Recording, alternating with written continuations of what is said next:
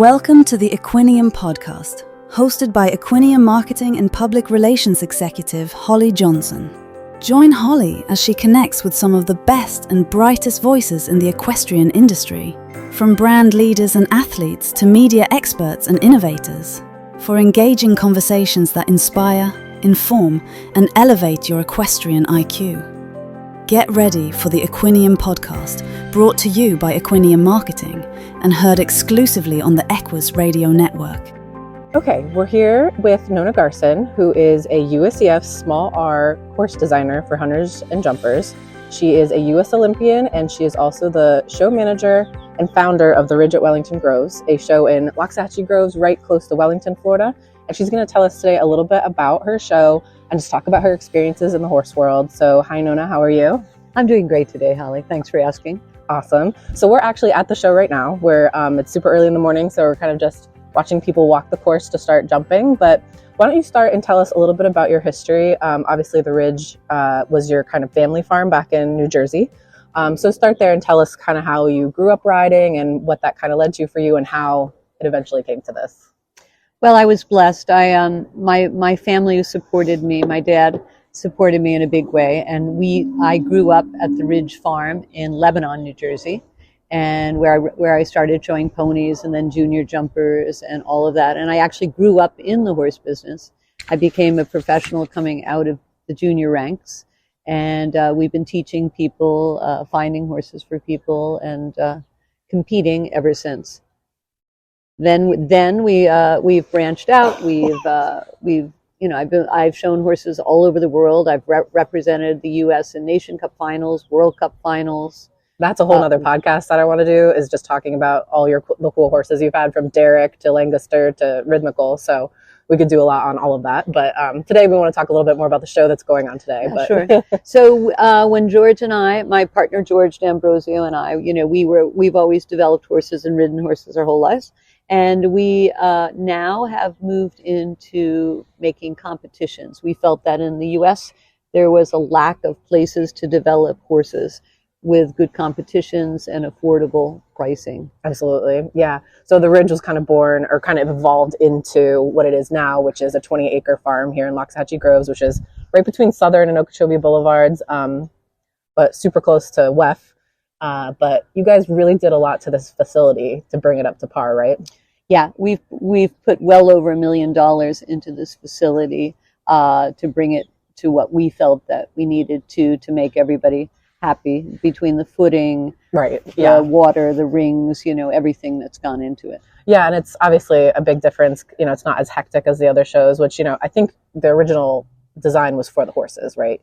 Oh, absolutely. Our motto here is, at the Ridge of Wellington's Groves is where horses matter. I love it. We feel that sometimes good talent is lost because they haven't had time to develop. And I in my lifetime have been blessed to ride some very, very special horses, but could they take, working in crowds, could they take all of those things? So we're trying to give the horses a little space, a little comfort, and, really help to develop horses and riders here.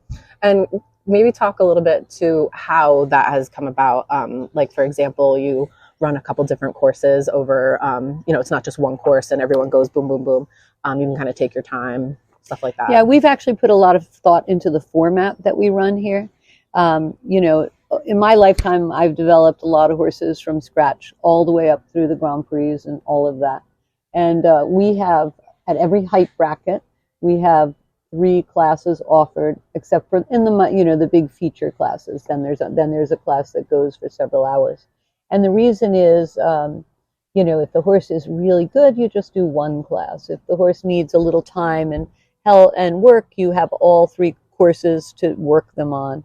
Also, if you're moving a horse up, you can do a low class, and then you do the next height at the same course. So it really can help you to speed up developing horses. Right, and obviously making it a little bit more easy for the riders without like a super strict order of go. Also, and we do have world-class course designers, so they're jumping real courses over real fences, and so the technicality is there, but the idea, and then if there's a problem, also they can come back the next day and jump a lower class.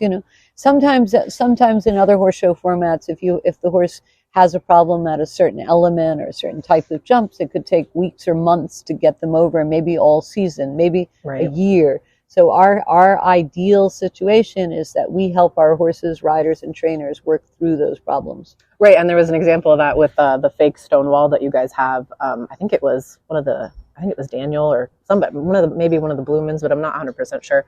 And you guys actually put it down for him to jump a couple times, and then he went back and did an Oconcourt round. But yeah, gotcha. So I mean, I think that was interesting to help the horse. So yeah, and also the other thing that we offer here is we offer schooling situations.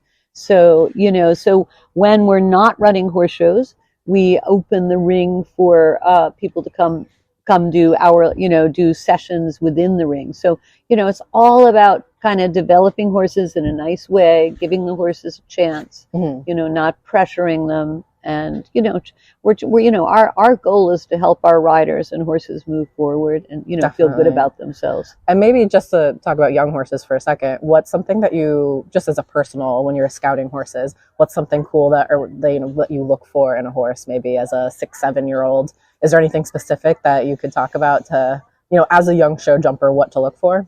Well, in today's modern show jumping, horses have to be extremely careful. Mostly the material is light. So, you need a horse that's both careful and brave, which is kind of a contradiction in turns in itself. Sure. We're looking for a horse that likes the sport and enjoys, the adrenaline of competition. They're looking for a horse with a beautiful canter. We're looking for a horse that, respects the fences. Gotcha. And is that something that you saw in your horses when you first got rhythmical, or was that kind of like, or Derek or any of them? Oh yeah, I mean, every horse has a different story. Derek, I bought free jumping, so he had the most incredible free jump you've ever seen. Rhythmical was already competing with a young rider in the junior jumper classes from Finland, and he had an incredible competitive edge to him. But that's a whole nother story. But gotcha, yeah. Every horse you're looking for that special feeling, that special. That you're looking for a horse that has specialness. Sure. We're looking for the Michael Jordan of show jumping. I love it. Yeah. Well, everyone is, aren't they? So, yeah, we all are. Yeah, exactly. So, but talk a little bit about the schooling shows and even the college preparatory showcase that you had this weekend, maybe, because I know the schooling shows are a big deal, and then maybe the breast cancer benefit, because that's really cool, and not a lot of people do that. Yeah, so twice a month, we're also running schooling horse shows here at the Ridge. We think it's important that not only our high-level riders have a chance to compete, but our upcoming riders and our upcoming horses, and then those are shows where things are less expensive. We even have in the Grand Prix ring, we even have things like cross rail jumpers and things like that. That's so cool. I love that. Yeah, we have full hunter divisions, we have full equitation divisions. We offer a high score award series for the series. We have 20 stalls available for people coming from out of town, and they can come the day before and do schooling and then roll right into the horse show. Definitely, yeah. That's the nice thing to do. And I remember you talking about when you were showing internationally, you would, wherever you were going, you would take the lowest course in the whatever ring you were jumping. I thought that was very interesting to acclimate them and school. Yeah, that's a feeling of training. I think sometimes trainers feel once they're moving a horse, or riders, once they're moving a horse up, they only go upwards. Right. You have to remember riding, the training in your career is a graph. It's not a straight line. I like that. And really the horses like to come and the horses enjoy having an easy jump around. You want them to feel that it's well within their ability and that they feel comfortable, and they're not always jumping to the top of what they can do. See, I think that's a good insight for people, because I don't think a lot of people put that together. So yeah, and that's with dressage and all the other disciplines. Yeah, sometimes it's nice for a horse just to go back and jump softly and easily and feel really good about themselves. Rhythmical was a horse that I would do that a lot with. He would jump a little class. Right. And he jumped the biggest classes in the world, but he liked to, he was a small horse. Google Rhythmical. The videos are amazing. So yeah, he was a little horse, and we always had to make him feel like king and keep him feeling like a king. I see. That is that kind of personality. Yeah, he had that kind of personality. Toxic male. I love him. But talk about the breast cancer one, because I think that's really cool, and that's in February. Yeah, we have we're supporting breast cancer awareness, and we have a 2-day horse show coming up in February. The first day will be, normal hunter equitation and jumper divisions from low to high. And then on Sunday, we're going to have very special hunter derbies and jumper classics for everyone. And and in both rings, we're going to be raising money for the cause. And like, for example, in the jumper ring, we'll have a gambler's choice. And the riders will pledge a certain amount of money towards the charity per jump. And so if they jump 10 jumps and they pledge $50 per jump, that's $500 for the charity. And then at the end, we have a joker jump, and they could even double their pledge. And the pledge can be whatever they're comfortable for. We don't charge an entry fee for the class. We really just are trying to raise money for breast cancer awareness. In the hunter ring, we have several really beautiful hunter derbies, even starting with a ground rail derby. So this is something that everybody can do. You don't have to be a seasoned hunter or jumper rider to come attend this event. We're going to have lead line. We're going to have hobby horse classes. That was really well attended last year. I was surprised. It's going to be really fun, and I think it's fun for our community to get behind a cause some of the time. And in addition to our riding and training, it's nice to have something, that we're and everybody dresses up. Everyone's in pink. Yeah, everybody's in pink. We have awards for the horse in the best, for riders and horses. We have our Pretty in Pink awards, and it's going to be a really fun weekend. And we're really looking forward to it. We did it for the first time last year, and we're really excited to keep going forward and do it again. Yeah, I can't wait for that, because just having everyone dressed up in pink is super fun for photos and social media. So, but last weekend you actually had a first of its kind for you guys, the college preparatory showcase. Talk a little bit about that. Do you know off the top of your head how many riders you had? I know you had horse demos. Yeah, we were supposed to have 50 riders. We had a couple, believe it or not, that got stuck in snowstorms around the country and couldn't make it. So I think we had about 47 riders total. That's good. Wow. They came in it was great though. It was a really good event. They came in. We started with an optional clinic on Friday, and we had a wonderful dinner over at Kaiser University's equestrian campus. And then on Saturday and Sunday, we had competition for all levels of riders.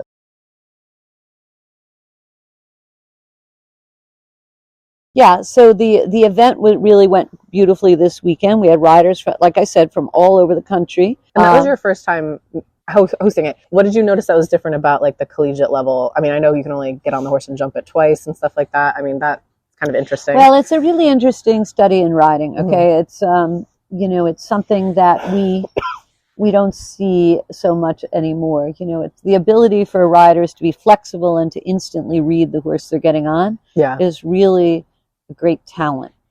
And there were some very talented riders here. We had wonderful donation of horses from people in the community.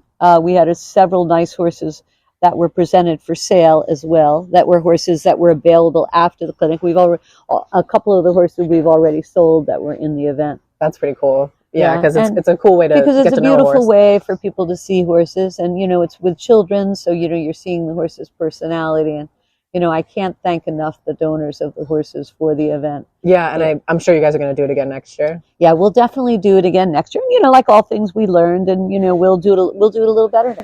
Okay, so yeah, CPS was great, and then you got to walk the course with them for the Grand Prix, right? Yeah, that was really fun. Did you see the pictures of the kids? That looked really fun. Yeah, and they were really, the fun part, they were really interested, Oh, sure. Walking the course with an Olympian, that's amazing. Yeah, and, I talked about the strategies and, the different things. Because, riding a course, is also, when you're horse showing, it's a game of chess, right? You're always we talked about what you would do, how you would ride the first round, which jumps could be problematic.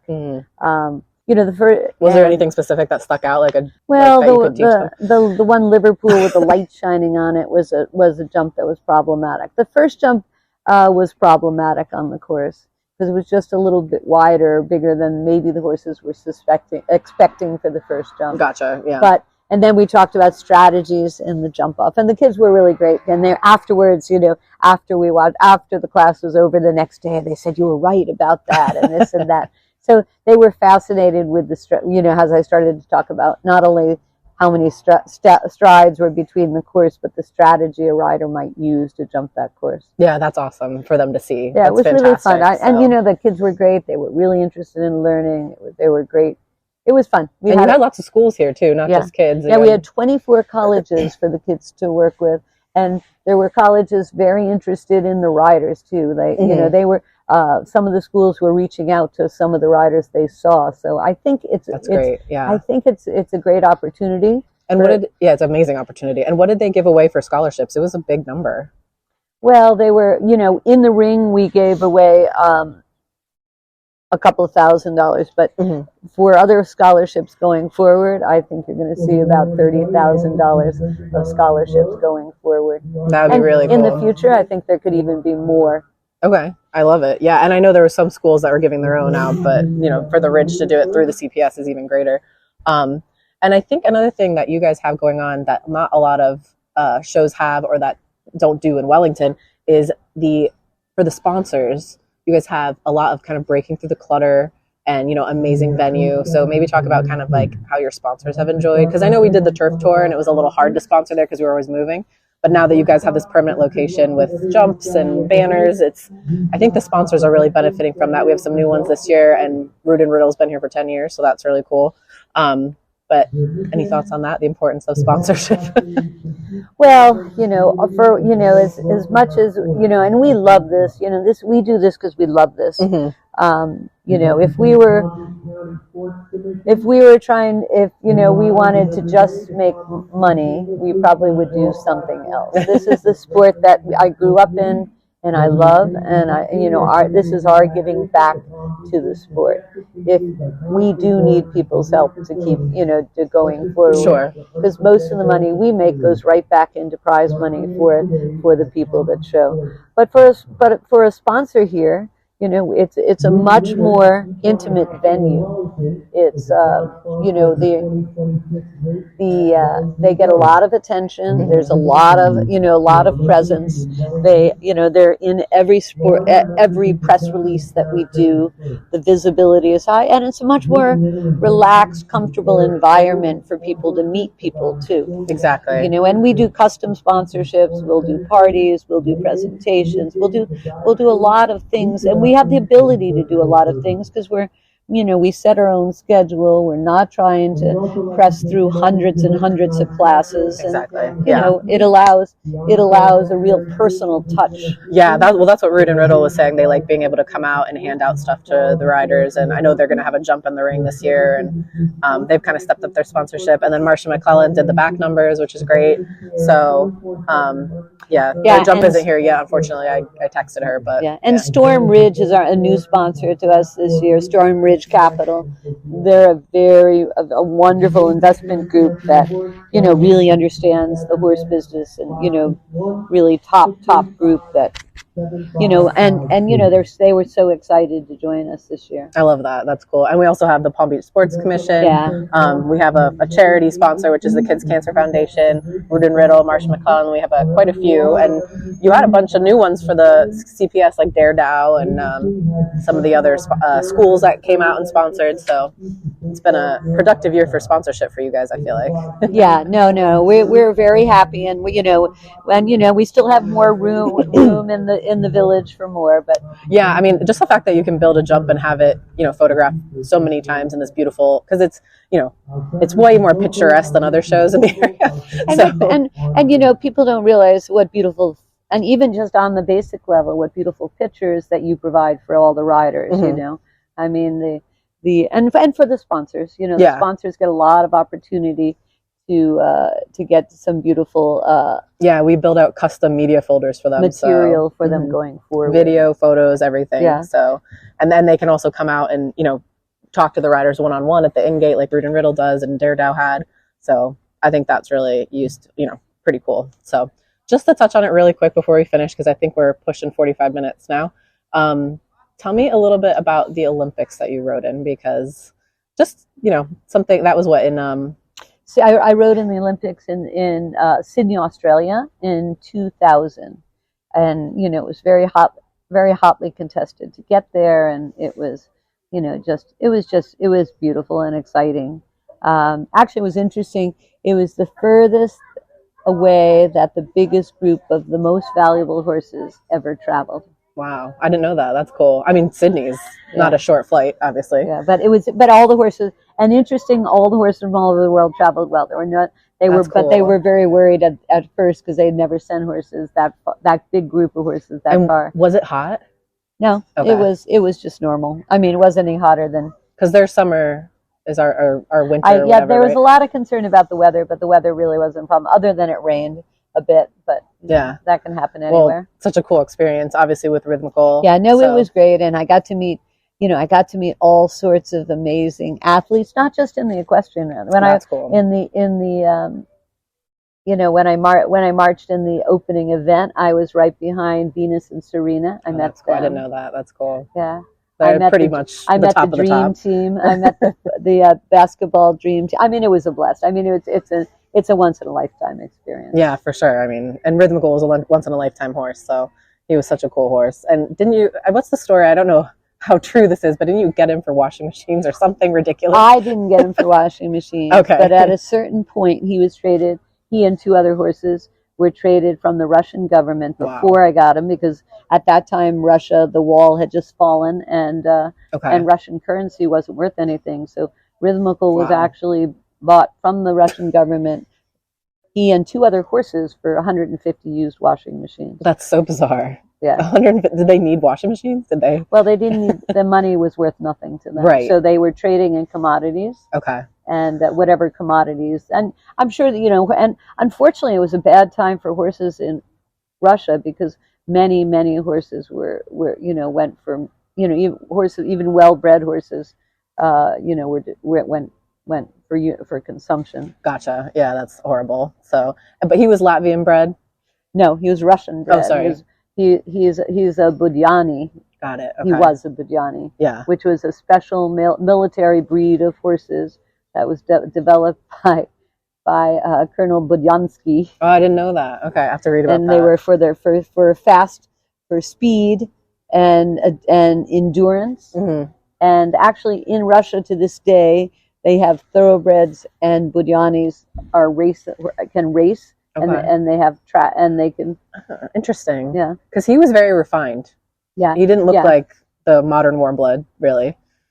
He was very lightly built. No, he was a little bit. He was more towards the thoroughbred side, a little more towards that, and he was an amazing horse. And we'll probably use him for the cover of this podcast, so you can look at him there and see how awesome he was as a jumper.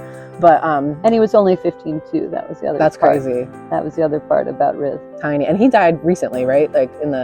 You had him for a while. Oh, I kept him his entire life. Yeah, he passed away a few years back, but at our farm quietly. I think he passed away a couple years before I met you, so I was kind of sad, because I would have liked to have met him. But anyway, thank you so much, Nona. This was my awesome. pleasure. Anytime. And don't forget, Nona does clinics full time. She does training, horse and riders. I'm sure she's going to go out to not only manage the show today, help with the courses. We have our course designer Oscar Silverone today.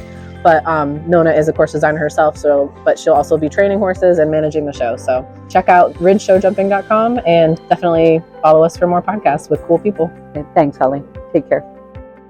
Thank you for joining us. Please share this program and contact us anytime with requests or comments at holly@equinium.com. And join us again for another episode of the Equinium podcast, right here on the Equus Radio Network.